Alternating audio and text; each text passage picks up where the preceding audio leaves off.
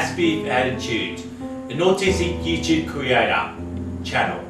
My name is David, I am 39 years old and I'm autistic with a speech impediment. And now, for this episode, I would like to discuss autism and employment. I am lucky to have a full-time job working as a cabinet maker carpenter on average 40 to 48 hours a week.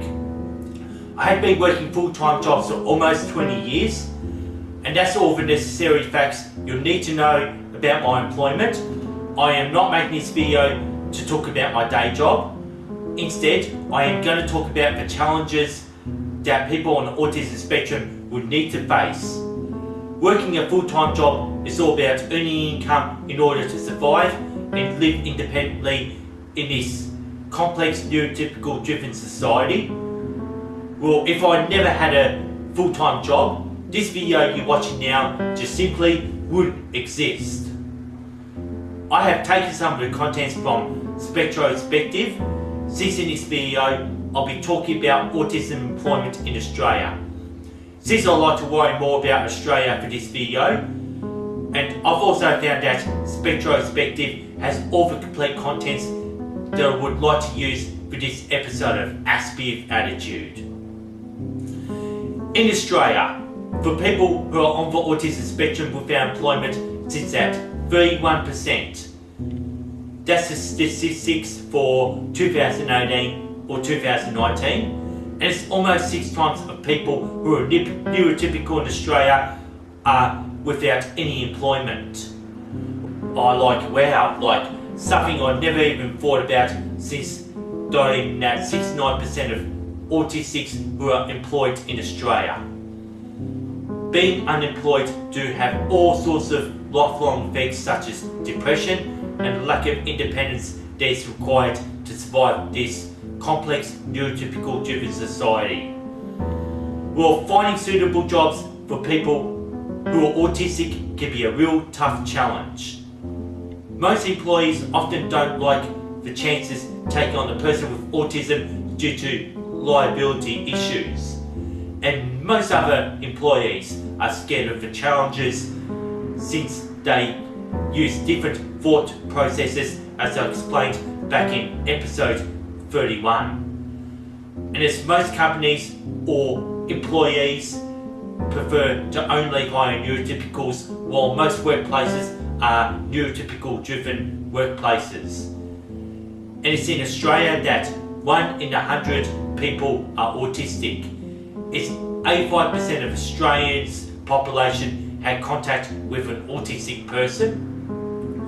Well, the biggest barriers for workplaces to hire a person on the autism spectrum reflects on an employer's attitude. We're talking about employers assuming that an autistic person are less capable. It's also them not wanting to take a risk trying to hire someone who's autistic, or they think it's going to cause a lot of burdens to make the adjustments since they get a bit worried about the performance of other workers and the productivity that's required in all workplaces. And now, as an autism advocate and an autistic YouTube creator, and I'll say, people who are autistic deserve a fair go in employment. Autistic people have their strengths, their interests and their skills. They become innovators and make changes to workplace. People who are autistic can make the adjustments to the workplace, whether it's going to be in the office, in retail, in factory, manufacturing, industry, hospitality or transportation. Changes can be made to improve workplaces, not just for people who are autistic, even for those who are neurotypical. It's possible, even for that person like me has been having the capability of working 40 to 48 hours a week as a cabinet maker. I have the attention to detail for all quality control that is required for my workplace. The job I have is like a marathon of assembling IKEA furnitures, and all the routines on each cabinet are the same because people who are autistic work with routines. Since it's all repetitive work that I can do, and And that's all the things you need to know about my day job.